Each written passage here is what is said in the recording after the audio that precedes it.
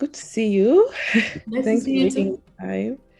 Hi. Um, so I thought it would be fantastic to have this conversation around physical activity promotion in Africa, and you two obviously came to mind from the team, and I thought it would be very interesting because we have someone who does a lot of work around physical activity training and programs, and on the other hand, someone else who's doing work around like regional level work for physical activity, and what happens if we bring these two people into conversation. So I thought that we'll actually start off by just doing a quick introduction of two of you, and then I had some questions, and then we'll just see where the conversation goes. Awesome. So, Sharon Sultan's roots are in South Africa, Mozambique, and her heart is in Sydney, Australia. She wants to create a community for school kids and women from all walks of life and empower them with the knowledge, support, and resources to improve their well-being and confidence in a compassionate and fun environment. This includes guided fitness programs, tailored nutritional education through her personal training brand, and more recently through Afro Step, a new full body workout combining African moves, strength, and cardio with a cultural angle and fun. And hi, Sheron. Nice to have you. Hello, Yeah, thank you. festival. And Binta Sacco is the World Health Organization Technical Officer for the reduction of non-communicable disease risk factors with a focus on promoting physical activity. She supports countries in the African region in developing strategies, policies, and increasing research capacity and dissemination. She has a background in pharmacy and has developed expertise on public health and nutrition. She's passionate about creating healthy environments and making healthy choices the easiest choices. She has lived and worked on over 15 countries in Africa, Europe, and North America. Hi, Binta. Good to have you. Hi. Hi, nice being here. Awesome. So this is the EAF Festival, and we welcome everyone. We encourage you to tweet anything about our panelists that catches your mind, send questions. The hashtag is hashtag EAF Festival. And my name is Ebele Mogo. So my first question goes to, I think I'd spoken earlier about why I chose you, so I think it's going to be very interesting to just see where it's going to give us a very dynamic conversation on this question of innovative ways and culturally appropriate ways to promote physical activity for Africans. So I thought I will first of all start with Binta. So Binta, I've been thinking, if someone were to ask you, so there's so many pressing health concerns in Africa, and why does physical activity matter, especially right now? What would you say? Well, why does it matter? I would say it's because we are quite active in Africa if we look at the general population, but it's changing so fast that we have to make sure that we retain our advantage. And that's why it's important now to keep that promotion of physical activity in all its senses, because in Africa, we see physical activity as sports. When we talk about physical activity, people think sports, whereas it's everyday life. And in that everyday life, we are changing our habits very quickly without anybody realizing that there are shifts. So when you speak to most Africans, they'll say, we don't have a problem with physical activity. We're good. We don't need any work there. So it's not a priority in many of our countries, but I strongly believe that it should be, because it's an area where we do have an advantage that we have to maintain. Got it. Thank you, Binta. And you said something about it, people often thinking it's necessarily just sports, but it's more about kind of your whole life in a sense. So that leads me to the question I actually wanted to ask Sharon. What does it mean? What is culturally appropriate physical activity? What does it mean to sort of integrate physical activity into our lives? What does that look like for you? So I'll tell you something before I answer that. When I moved to Australia, I was interested in sports, similar to what Binta was saying, that we think being active requires you to play sports, right? Which is not really the case. It's your everyday movement. So when I moved to Australia and I wanted to get into sports, netball, athletics, but because of the color of my skin, a lot of kids thought that I should be number one, regardless, because that's how they viewed Black people, that you're not really going to be great in maths or anything, but in sports, which triggered a lot of things for me, because obviously when you grew up in South Africa during apartheid, you experience a lot of segregation, right? But when I moved to Australia, it changed a little bit, which fast forward to where I am right now, that's when I got into what I'm doing as a personal trainer. And what I found was when I get inquiries from African women, the first thing they would say to me is, if I lift weights, am I going to go bulky? If I lift weights, do you think it will be okay for me to still give birth?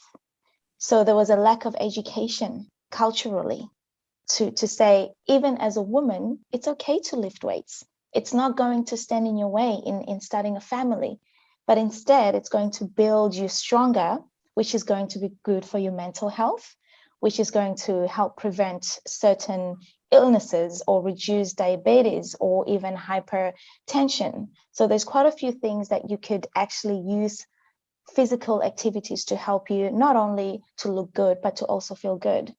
So when you educate the young ones or even the adults regarding fitness and culture, and explain even about our ancestors, that they used to walk miles and miles to get food for their family, and that was still part of exercising. So when you bring that into context, they then understand that being fit and being healthy doesn't only require you to look good, it's actually good for your mental state. And which is so much relevant to what we're going through today with, the pandemic. So getting that 10 minutes a day walk or for a run, whatever is suitable for you at the time is very much beneficial than doing absolutely nothing. Yes. Awesome. Thank you. And you said something about how, our ancestors moved a lot, like just kind of this whole idea that it's not really something that's foreign to us, So that's really interesting. And I mean, the part where you said that they just assume that you're going to be the first is quite annoying. But what Sharon said is really interesting. It's really interesting. I just wanted to make a point that, when you say, our ancestors did it, all ancestors, I think, from all over the world did it before. But in Africa today, if you walk, it's seen as being poor. So what ancestors did is actually associated with hardship. We don't value it. In the 80s or the 70s, in Burkina Faso, where I live, people used to have bikes. It was the land of bicycles, and everybody would cycle. But today, they all want motorcycles, because having a bicycle is seen, you're sweating, you're in hardship. So sweating, unless it's in a gym, then it's not very fancy. So I think culturally, we have that in Africa. There's what's seen as uplifting socially, and is seen as, socially taking you down. And everyone wants the social ascension, right? So I think that's something we have to look into when we have programs for physical activity. And with the pandemic and everybody being online, we've had a lot of programs now online, but it's true that we're becoming more and more of a digitalized continent, but still limited to a minority in our region. So we have to be mindful of that equity in innovation. And I know this is the theme a bit of it's that innovation. We have to make sure that all our sectors in socioeconomic stratus benefit from it. And that's the challenge, really, to keep it equitable. You said something about, I think, even both your conversations, there's a big thing that comes up, which is perceptions of physical activity. Perception that as a Black person, you're going to be very strong, or perception as an African woman, maybe this isn't really for me. Or if it's very true, like if someone sees you walking, they might be like, is there a problem? Like, did something happen? It's a real thing. It's damaging, I have to say, though, because one of the things that prompt me to doing what I do is to educate the young generation here in Australia, especially African kids, because you can lose your identity very quick. And if you don't have the support at home, there goes your life. You know what I mean? Because you're trying to fit in this society and you're already labeled to be something that you're not, just because of the color of your skin. So even your goals of becoming a doctor one day can go, sabotaged, because the way we're viewed at times is not something amazing as becoming a counselor or becoming a psychiatrist. It's always had to do with some activity. It's a stereotype. So that's why it's important to educate the young ones, because they are the future. You know what I mean? So fitness, not only it makes you fit, but it builds confidence. It allows you to be creative as well. These days, you don't need to go for a run anymore. You can do exciting things, like, for example, the brand that I created, African music while doing step class. Guess what? Even if you're an African kid who grew up in a family where they did not teach you about your own culture, you just got to learn it from someone else, the music, the language. I'm from South Africa. I teach young kids how to say gunjani, means hello, dumelang, it's sutu. I would use some Swahili words. I would try and get some different languages, just to sort of insert it into their minds that it's okay to be where you're from. You got to hold it, you got to earn it, you got to embrace it, and don't let anyone stand in your way. You can be anything, but remember to stay active, because that's going to build you to be confident as well. So education, small education for them, it can go a long way when it comes to business. Education to build sports, to build, or fitness and physical activity to build confidence. And what you say actually resonates, because we know more and more the health benefits and mental health benefits of physical activity. And in the past, it used to be, fit, you had fitness or you had brains. And now we know that fitness can actually build your brains. And knowledge that people don't have. I remember at some point my kids were in school, they were in an exam class, and the mothers were saying, oh, no sports this year. Because they have to focus. For school, you have to concentrate on school. And I said, he actually needs the sports to keep him motivated and to give some oxygen to his brain. We don't realize that, but by educating people, by doing more research and showing these connections, then we know it's not just having fun. It actually has an impact. It has an impact on your neurotransmitters. It's science. It's not just let's jump around. It's very interesting. And educating on that is really important. So good job doing, Sharon. It's really cool to hear about that. And it's so interesting because, again, you're really integrating into mental health, even in a sense, your sense of confidence, the way you're integrated in society in a more empowering way. Like, these are the things. And I think that this is probably the way, whole of person, even when, like, some of the research I do around physical activity and talking to different people, they would say, like, what, I remember we interviewed someone in Nigeria, in Lagos, and he was saying that I was cycling and it helped me to meet people, during this pandemic. People would say, like, I went for walks and it was good for you. You find that physical activity is integrated into who people are. It's like this whole of person, and it's not necessarily just this isolated sports thing, So it's very interesting.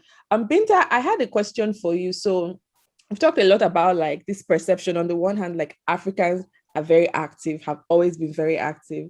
But on the other hand, we're transitioning in a way. Our aspirations are changing. People are more urban, car-centric culture. I wanted to touch on that aspect of like, I guess the supports, like neighborhood supports or infrastructural supports. And I wanted to have a sense of what are you finding that works, or what kind of work is WHO doing around like ensuring this kind of, promoting this kind of whole of person physical activity, but with an emphasis on what you said about making the healthy choice the easy choice. Yeah, this is, I must say, a new trend in WHO. And, in 2018, there was this new global action plan on physical activity that really looked at it in a very holistic way, where we realized more and more, and even with the other risk factors, that, the environment shapes what you do and who you are ultimately. So this is how this new action plan took into account the environment and how we shape not only policies, but also infrastructure. And this is where the conversation about walking and cycling, to make it easier for people to actually have that just everyday physical activity that has nothing to do with the amount you can pay for the gym subscription or anything like that. So this is a new conversation, and it's going to grow with partnerships. It's going to grow with innovative ways of doing business, not only for WHO, but other organizations. UNEP, the United Nations Environment Program, is also working on issues such as these. So working holistically, intersectorally is what's going to really move the agenda forward, because it's not only about physical activity at the end of the day, it's going to be about everything.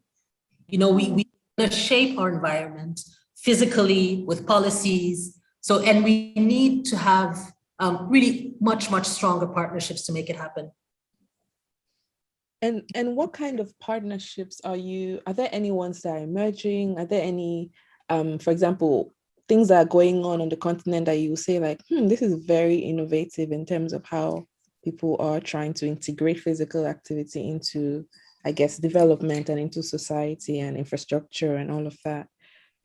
Yeah, it really varies from country to country. The partners will be different. Like I said, it's a new conversation. Not new from a few years, but it will take time to really materialize. But we do have examples from countries like Cabo Verde, Botswana. We have examples even in Senegal, in West Africa, where some groups are uniting to create, at a small scale for now, easy access to these kind of commodities for the public. Thinking of, okay, let's make sure that we have sidewalks. Ethiopia is working on some infrastructure for cycling. The same in Ghana. So it's still at a small scale, and we have to see what works and refine the system to make it at a larger scale. So I think this is what's going to develop more and more. For now, we don't have a country, one country that has done it all. It's really, bits here, bits there in terms of infrastructure, at least, because it's huge. It's a huge shift in the way we build our. Yes. Lagos, you're from Nigeria, right? It's like these cities are so big. So to come and redesign will take a lot. Infrastructure doesn't just, pop up. So I think we're going to see the changes if we push for it to start seeing the changes very soon. Yes. And hopefully this conversation can be part of that, like, that extra push. I think we all need to, it's almost like a reorientation, Yeah, but the push comes from civil society. If people ask for roads because they're thinking of their cars, well, that's what we're focus on. That's what the politicians and everybody's going to focus on. But if we think, oh, I want a cycling lane in my community, I want to limit speed, all these things come together and say, well, let's build our cycle paths or make sure that we have sidewalks for people to walk, because that's what they're demanding. So it has to be a grassroots approach. And we're just here as, bigger organizations to support. Got it. Thank you. So now thinking about, we said something around kind of the role of, especially with COVID-19, people going online a lot. Sheron, I'd love to hear from you about if you're seeing any changes in sort of any innovative ways that people are engaging with physical activity now in this COVID-19 era. I know it's stopped people from moving around, but I think people are also finding ways around it. And these are some interesting examples, perhaps, of what's possible. So I'd love to hear how you're seeing it from that perspective of someone who, promotes physical activity. Okay. So, for example, with my program and, of course, the gym that I work for, one of the things that I've learned actually last year, because obviously last year when the pandemic started, we didn't know what's going to happen. So most personal trainers, anyone in the fitness industry, we had to think very quick. So for those that did not, unfortunately, some people did not have the vision of what they were going to do, being personal trainers, and then all of a sudden that's no longer there. So we had to think very quick. What are we going to do online? We've never done online before. So we had to use Zoom. Fortunately, Zoom has been going on for many years, especially if you worked in an office. That was already implemented. So I had a bit of understanding how to use Zoom. And what I had to do was I had to convince my clients to do Zoom sessions to keep them on check, not only because for their physical progress, but for their mental health. Because when COVID hit everyone, we were all stressed. We didn't know what was going to happen. The fear of the unknown. So you get yourself going to a bottle shop to buy wine, to buy alcohol, to indulge in junk food, whereas I found that was the most challenging part for myself in encouraging people not to really lean so much on that to take away the stress, but to lean more onto fitness. Fortunately, we were able to go for walks. You were still allowed to go out and go for a walk around your neighborhood. So part of the program that I used to do for my clients as a personal trainer, it would allow them to leave home for at least 20 minutes, go for a quick walk around the block. If you, depending on the level of fitness that you're in, if you are maybe say a beginners, I'd say go for a 10 minutes walk. Tomorrow I'll see you on Zoom. And part of the sessions that I used to do was every week I would have a Zoom catch up called Let's Talk. So that was for mainly like a chat, just to find out how everyone is going and share ideas as well with every one of us. Because myself as well, being a personal trainer, I needed their support. You know what I mean? So the support was needed for everybody. So every week we would meet just for a chat for 30 minutes and address our issues and address what we're going through. And by that, I did see some progress from a lot of people, because they were able to say to me, you know what, I've always had things that I wanted to share with people, but I just didn't know how to voice it out. By having Zoom and actually going through this whole pandemic situation, I was able to actually let go of my insecurities, because I realized that other people were going through the same problems as I am. So not only did I see people get fitter during COVID because they had nothing else to do other than exercise, I found that their mental health as well improved. Where I thought that was amazing. We thought, whoa, how are we going to exercise online? How does that work? But over time, you kind of have a little diagram where you see the changes in everyone. And now we're on lockdown number 2, obviously a year later. Now we're back on lockdown. And guess what? We all know what to do. Easy, come on Zoom. Let's do online classes. I do African music. Let's dance. You can't go to clubs. You can't go to a party. Why not dance at home? I'll play some latest Afro beats. I'll teach you how to do dumbolo. I'll teach you how to do some cool moves while you lose body fat. And not only that, it's uplifting as well. So that's what's been happening. And so far, so good. That's Yeah. awesome.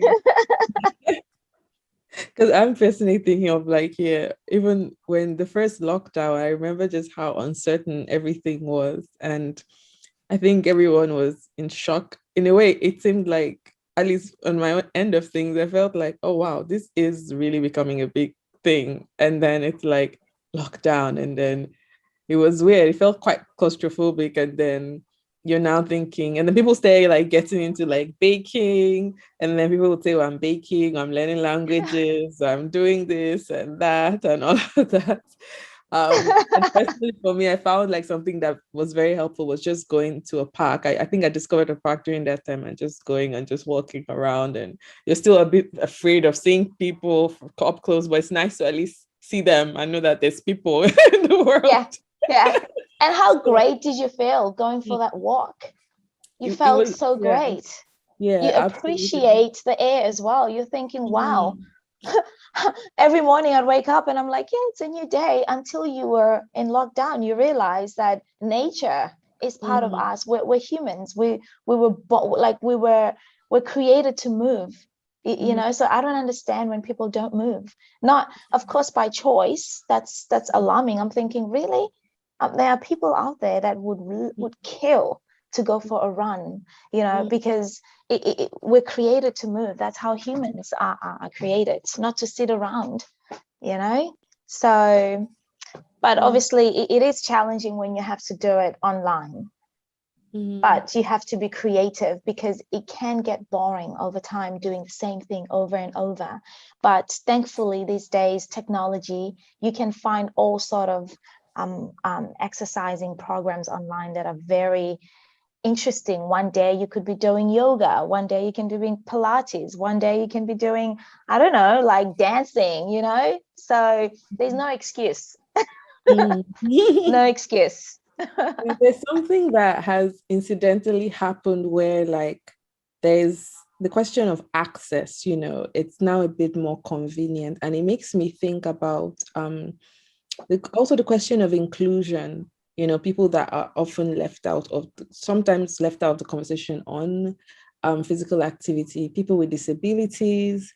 There's also like, especially in Africa, sometimes when it's found that girls tend to work out more, maybe more in this like whole of life way or in their neighborhoods. And once it's all just like equipment, whatnot, they might not feel included. Older people, some extent cultural perceptions around women.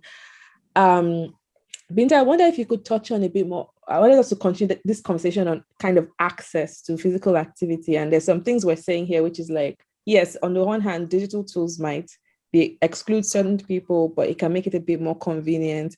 Nature might be something that makes people have access to physical activity.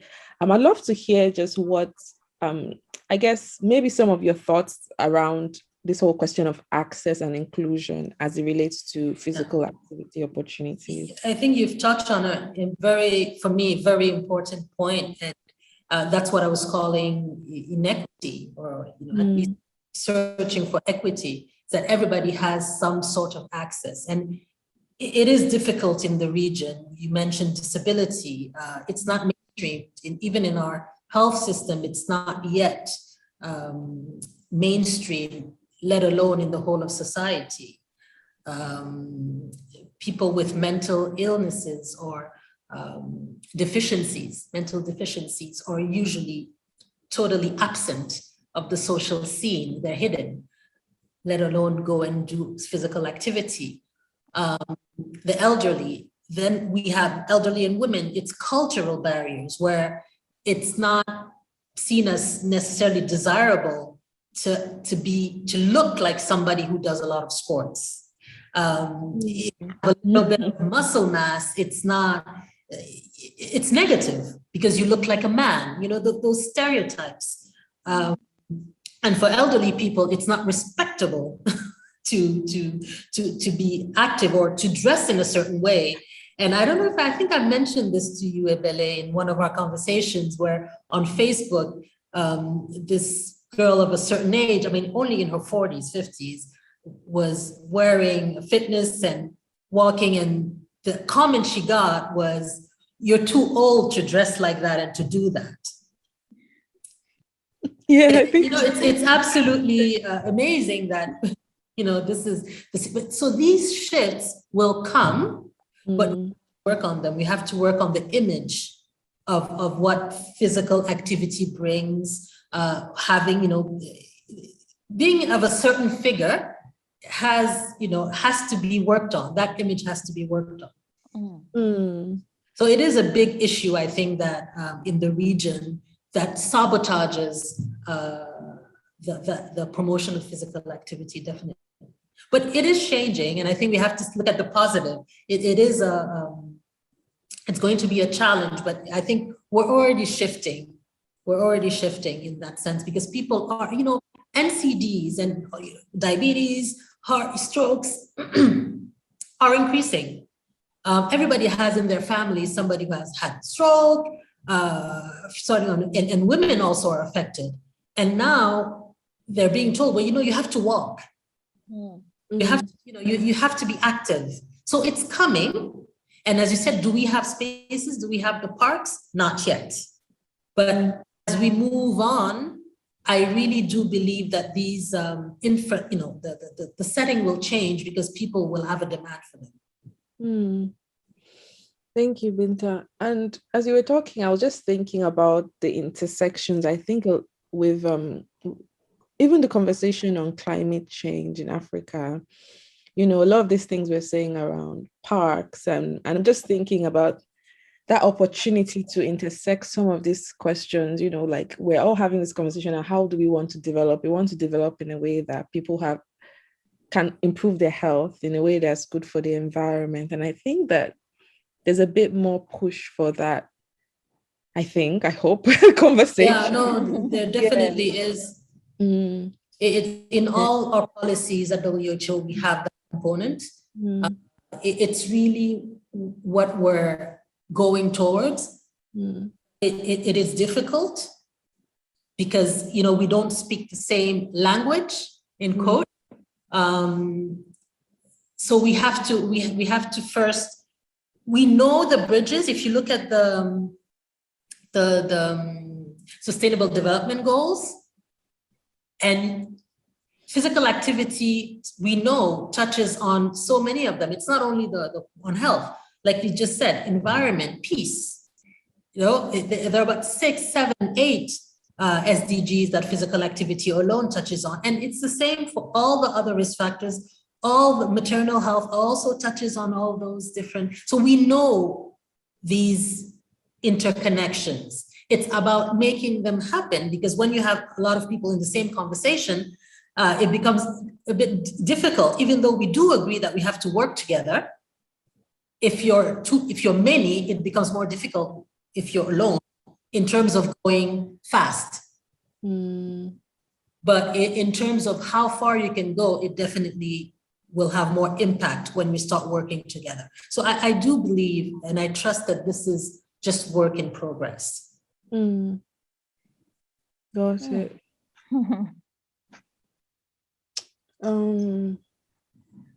What did I want to say? Yeah, I think I was gonna have, what was I gonna ask? So talking about this, yes, I remember.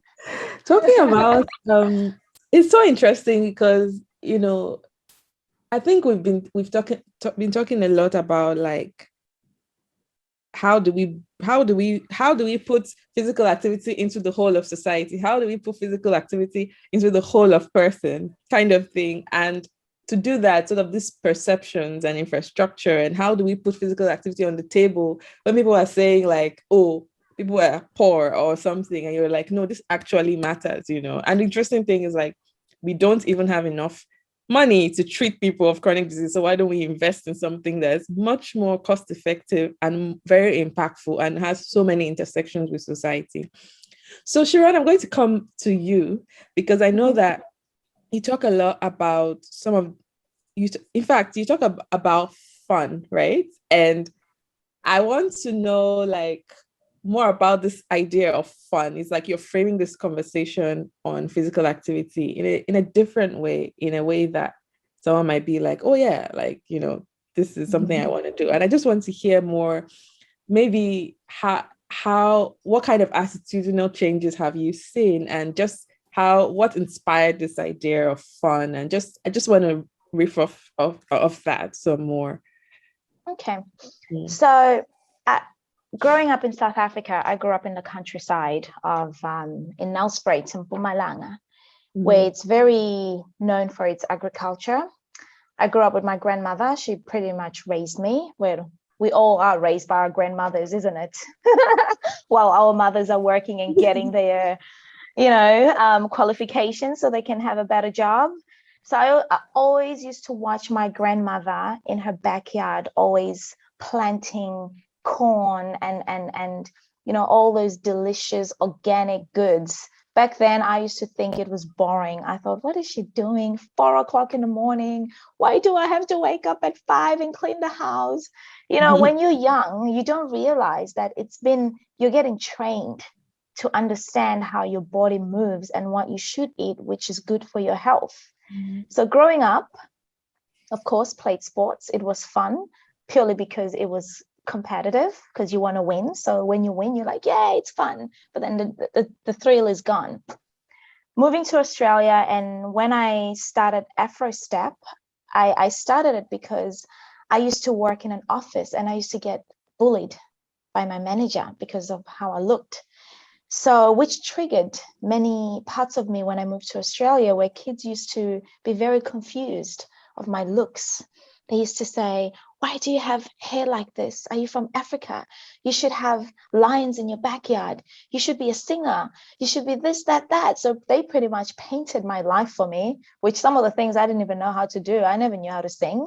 But for some reason, I had to perform at a concert because I wanted to please them.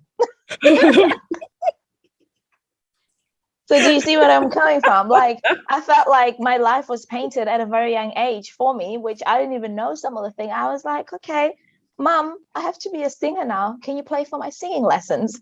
Okay. And so when I worked in an office, all of that got triggered. It reminded me when I was a teenager, how I lost my identity. And during my teenagehood, I was very unhappy. So I thought, what is it that I want to do with my life that's fun? Everywhere I went to do some volunteering work, I used to go into youth centers and talk to young kids, self-development, and they always used to look very depressed and unhappy. And I thought, life is about fun. What's going on? I'm not understanding this. So eventually, when I launched Afro Step, it was purely to educate not just African kids, but everyone about African culture through music and dance. And obviously what we do back home, when you turn on music, what do we all do? We dance, right? We have fun. So I did a lot of research on dance fitness classes. And I thought, you know what? African music is uplifting. I want my program to be fun. I want someone to wake up in the morning and not look at that alarm clock and say, oh gosh, I'm going to train. I want him to look at that alarm and say, I'm ready to Afro Step today, because I know it's going to be fun. Because when I do my program, 45 minutes, we're dancing, we're exercising. I throw in some cool words, Zulu words, things that they don't know. And it turned out to be something very fun and educational. So not only do my clients learn African dance move, they also learn a bit of African culture, which to me brings joy. Because guess what? Next time they speak to someone else, they're able to correct people when they laugh at African kids or any other nationality, for all that matters. So when I designed Afro Step, I wanted it to be a place where women can come and feel free while burning calories. And I've seen an amazing progress since I've launched it last year. I launched Afro Step last year, just right before the pandemic. And during that whole time to where I am today, all my returning clients have raved so much about it that I've lost so much body fat, and the fun that I've had, I've got rhythm. I go home and I shake my hips. I go home and I want to listen to African music because it brings joy. Miriam Makeba, Pata Pata. I have so many women that are always messaging me, can you send me that tune? Can you send me that music? I want to dance. I want to do Afro step at home. And I'm thinking, I just started this as a joke, by the way. So not only do you get fit, you also have fun.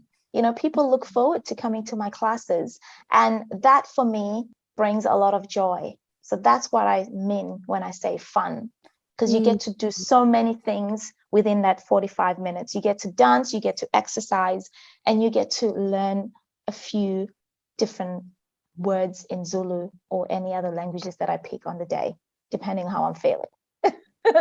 That's really awesome. And it's great to see how you were able to take something that was, that was wounding and transform it into something that's empowering for you and for other people as well. Yes. That's really awesome. And you know what?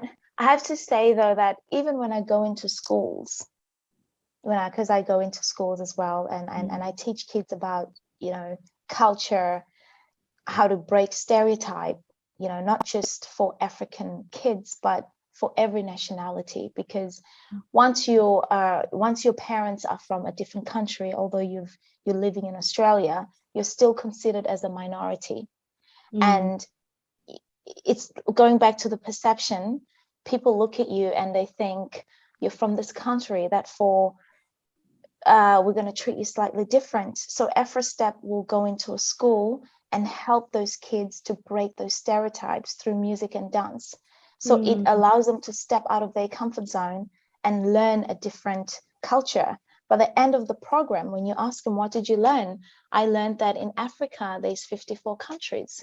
I learned that in South Africa, that's where the big five is, the Lion King, Nelson Mandela, beautiful colors and so forth, things that they did not know, which automatically breaks the stereotype for young African kids as well. Because if you ask a kid in a school, when I say Africa, what comes to mind? Dirty water, poor people. You understand? So I don't blame the kids. It's because they lack education. So when you feed them a little bit of it, then they're hungry for more. And the kids, even some of the African kids, will say to me, thank you so much for showing me that I can be something like you one day. I can embrace my culture. I can go home and I can say to my mother, I want to be a lawyer, but I want to also participate in some sort of sports outside of school. I want to go to the gym. I want to look fit, Mom.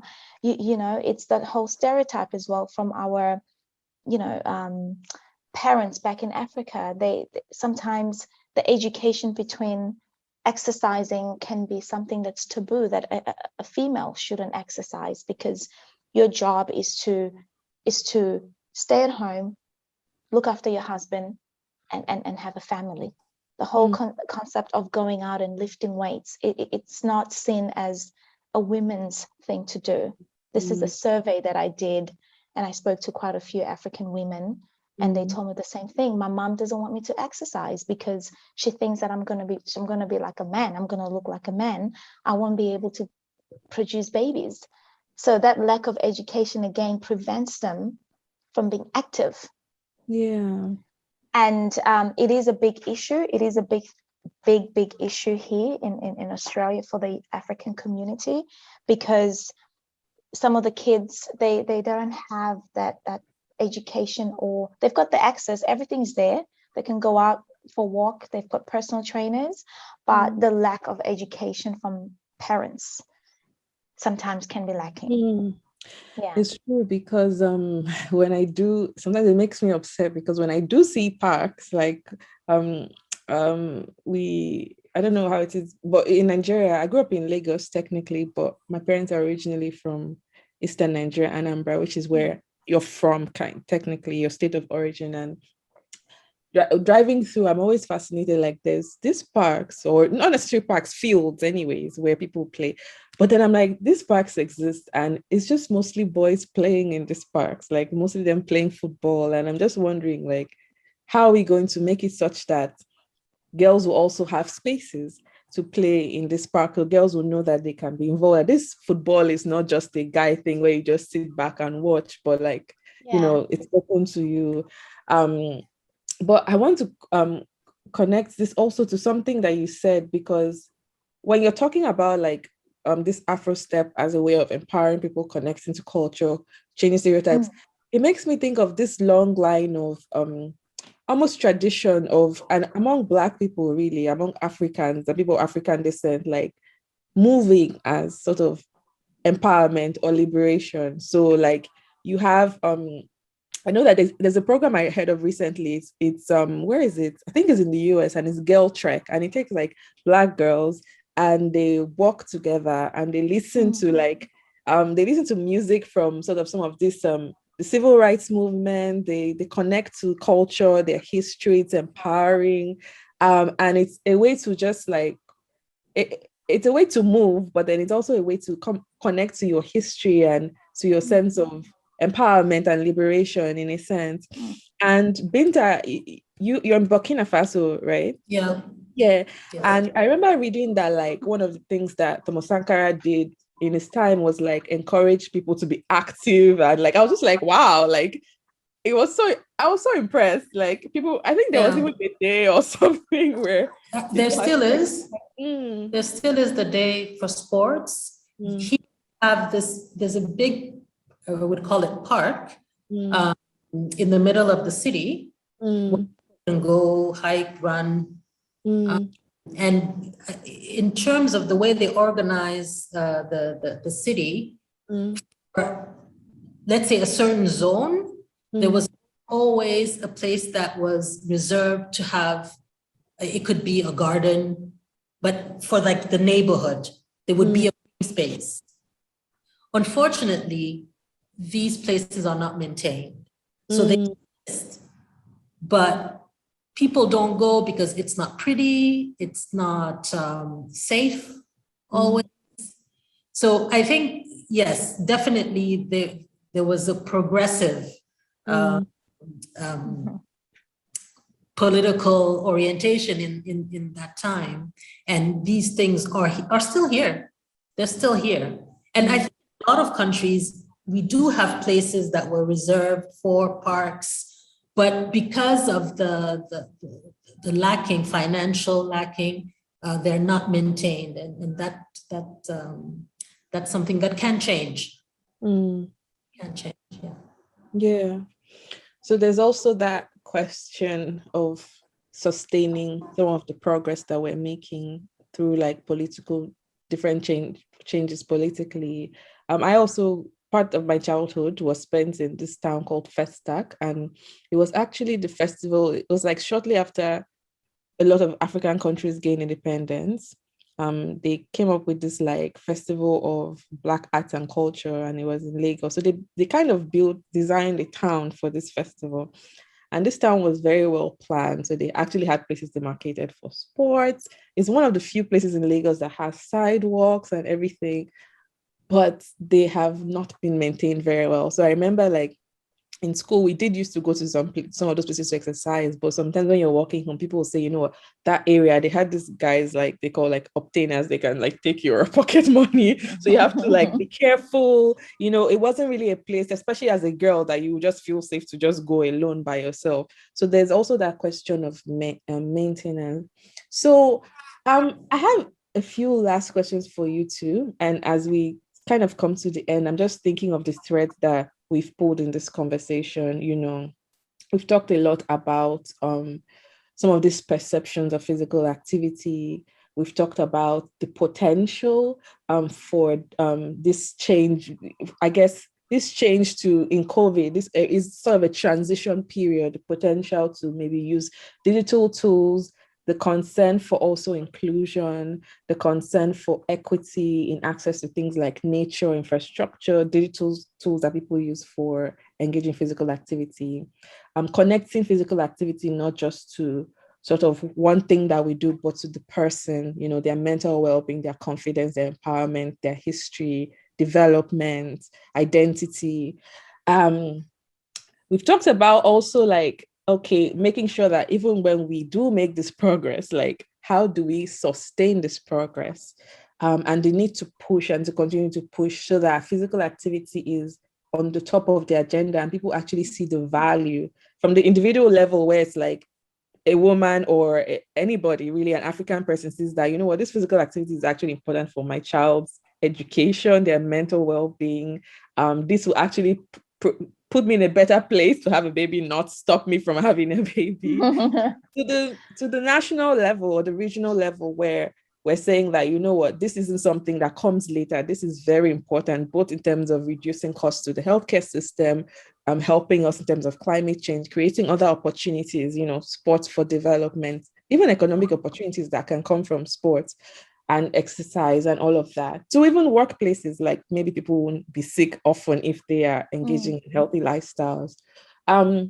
So it has been very, very, very rich. I think we've touched on so many different things.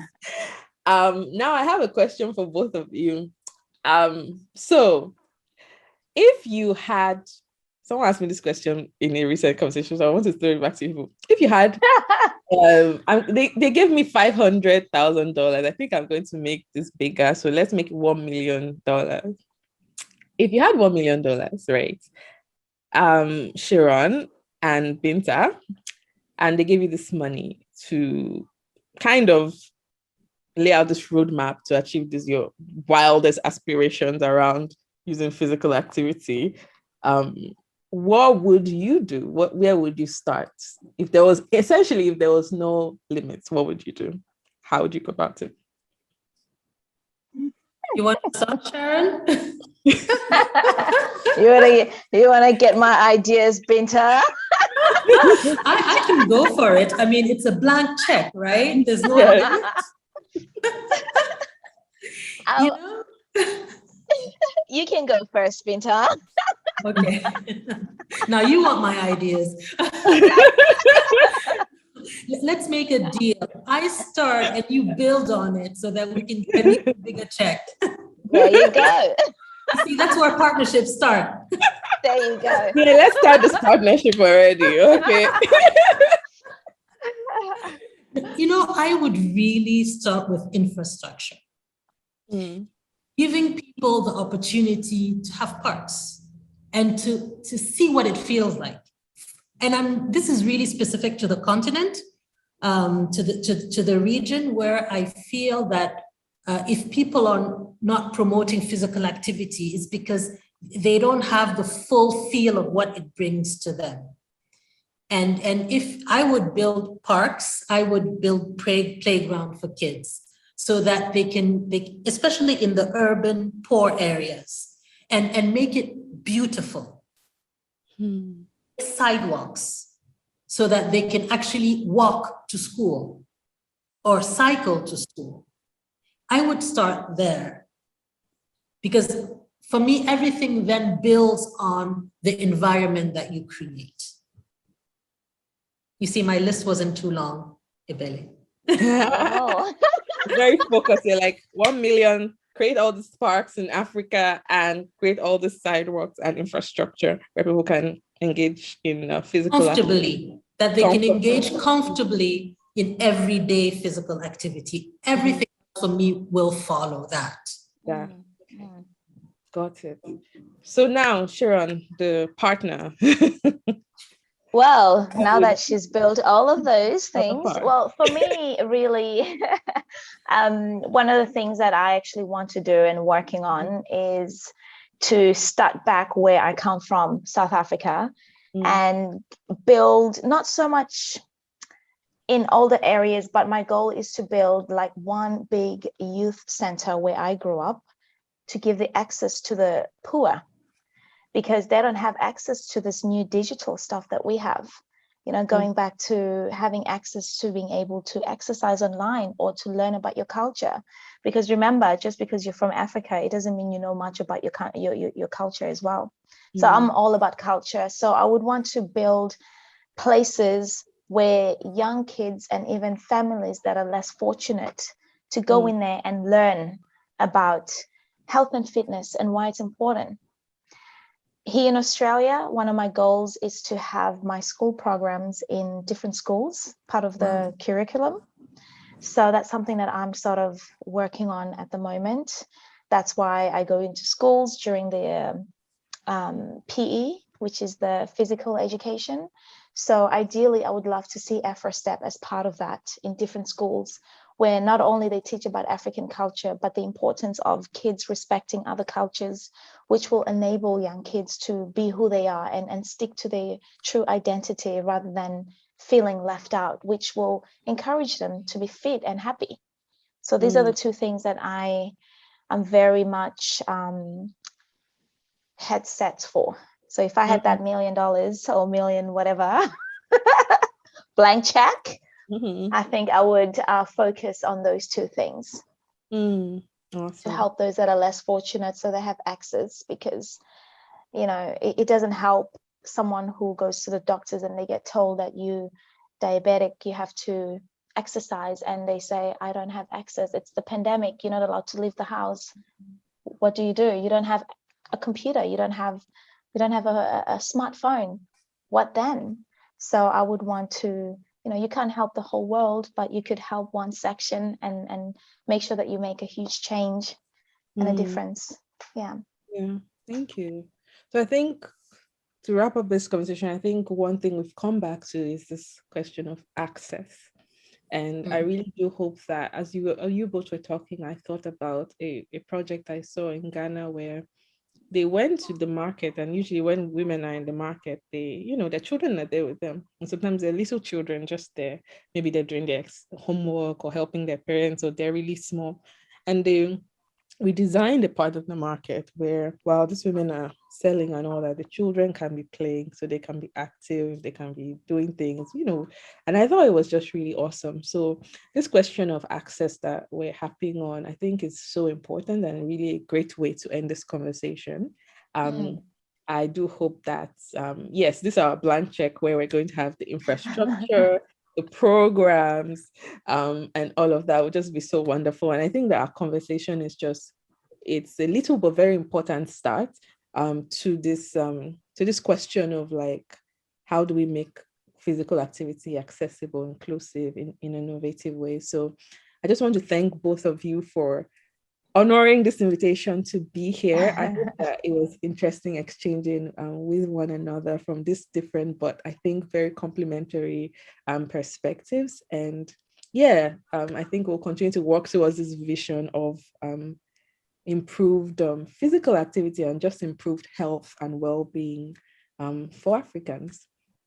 Thank you. Thank you very much for having me, Ebele, and nice meeting you, Sharon. And I'll tune in to AfroStep to see what it's all about. Excellent. Thank you very much. Thank you so much, ladies, for having me too, for giving me the spotlight to share my vision. And it's great to see that there are people like us who, you know, want to make that little change, that 1% in this world, and inspire other people as well, because it's very hard. Life can be very challenging, but it's always about baby steps, isn't it?